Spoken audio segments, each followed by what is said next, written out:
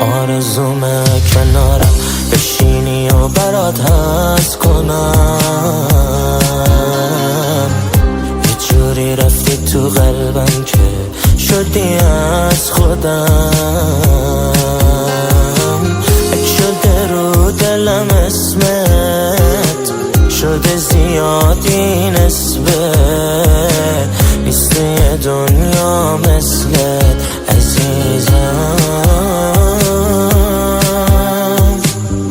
ضربان قلب من، رگ خواب من، اومدی شدی عشق ناب من، کس و کار من، همه دار و ندار من. ضربان قلب من، رگ خواب من، اومدی شدی عشق ناب من، کس و کار من، همه دار و ندار من.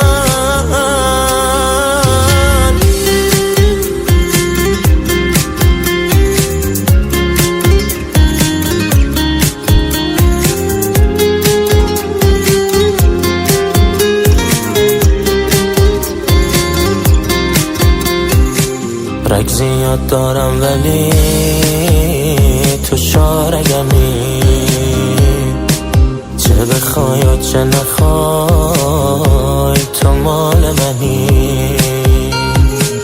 من میخوام دونه دونه این جاده ها رو بزنیم قدم، ببینن ما دوتا.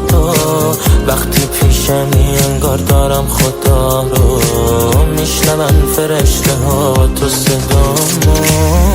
ضربان قلب من، رگ خواب من، اومدی شدی عشق ناب من، کس و کار من، همه دار و ندار من.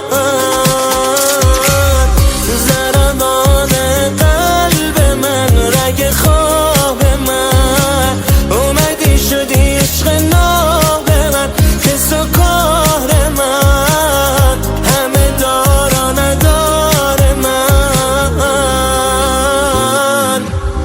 امید عقابی، ایمان تیموریان.